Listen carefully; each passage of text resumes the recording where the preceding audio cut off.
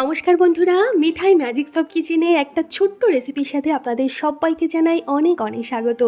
Oats দিয়ে প্রচুর recipe আপনাদের সাথে শেয়ার করেছি বাচ্চাদের স্কুলের টিফিনের জন্য। আজকে যে রেসিপিটা শেয়ার করব এটা হলো বাচ্চাদের মন ভোলানো ওটসের পিৎজা।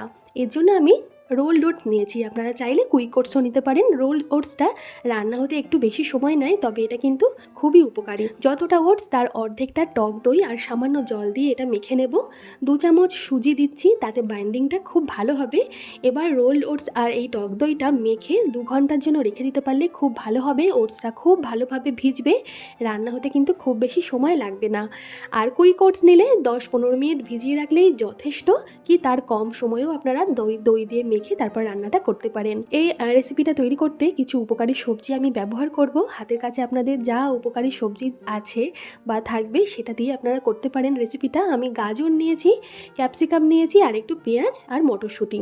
আপনারা ফুলকপি, বাঁধাকপি, বিনস, মাশরুম, সুইট কর্ন এই সমস্ত সবজি এর মধ্যে অ্যাড করতে পারেন। সব সবজিগুলো একটু ভালোভাবে ধুয়ে নেব। ধুয়ে একটা হ্যান্ড চপারে নিয়ে খুব মিহি করে চপ করে নেব।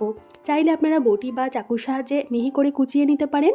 বাচ্চারা যদি আপনার একটু সবজি খেতে পছন্দ করেন, এগুলো একটু বড় বড় করেও আপনারা কেটে নিতে পারেন। এছাড়া গ্রেটারের সাহায্যে গ্রেট করে দিতে পারেন। এইভাবে ছোট ছোট করে কুচিয়ে নিলে কি হবে, রান্নাটা তৈরি হয়ে যাবে তাড়াতাড়ি, সময় কম লাগবে। এবার এই কুচনো সবজিগুলো ওই টক দই আর ওটসের মিশ্রণের মধ্যে দিয়ে দেব। দিয়ে এতে পরিমাণ মতন লবণ দেব আর শুধু গোলমরিচের গুঁড়ো দেব।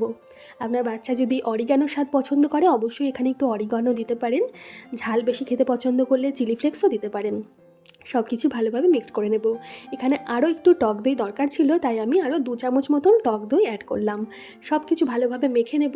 মিশ্রণটা কিন্তু পাতলা হবে না, বেশ মোটা হবে, মানে ঘন হবে মিশ্রণটা। এবার দেখুন, একটা লোহার তাওয়াতে আমি একটু মাখন গ্রিস করে নিচ্ছি। খুব সামান্য তেল, মাখন বা ঘিতে এটা তৈরি করতে হবে। তারপর দেখুন, মাখন গরম করে গরম তাওয়ার উপরে এই যে মিশ্রণটা, সবজি আর টক দই আর ওটস দিয়ে যে মিশ্রণটা তৈরি করে রেখেছি, এটা পরিষ্কার হাত দিয়ে এই তাওয়ার উপর ভালোভাবে ছড়িয়ে সেট করে দেব। ঢাকা দিয়ে কম আছে 10 মিনিটের জন্য এটা রান্না করতে হবে, বা বলতে পারেন যতক্ষণ না এই ওটসের ওপরের দিকটা শুকিয়ে আসছে ততক্ষণ এটা রান্না করতে হবে। যেহেতু একদিকেই এটা রান্না হবে, তাই কম আছে এটা ভালোভাবে রান্না করে নিতে হবে।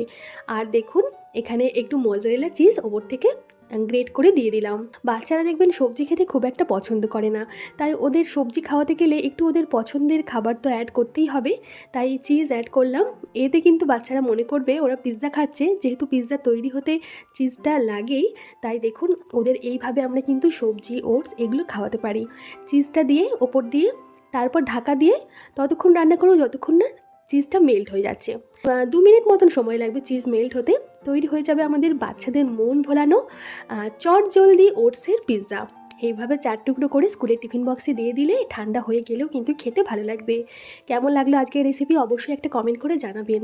আর এরকম প্রচুর টিফিন রেসিপি, টিফিন আইডিয়া আমার চ্যানেলে দেওয়া আছে, আপনারা চাইলে সেগুলো দেখে নিতে পারেন। আর যদি নতুন বন্ধু হয়ে থাকেন আমার চ্যানেলে, প্লিজ চ্যানেলটা সাবস্ক্রাইব করে পাশে থাকবেন। ভালো থাকবেন, ধন্যবাদ।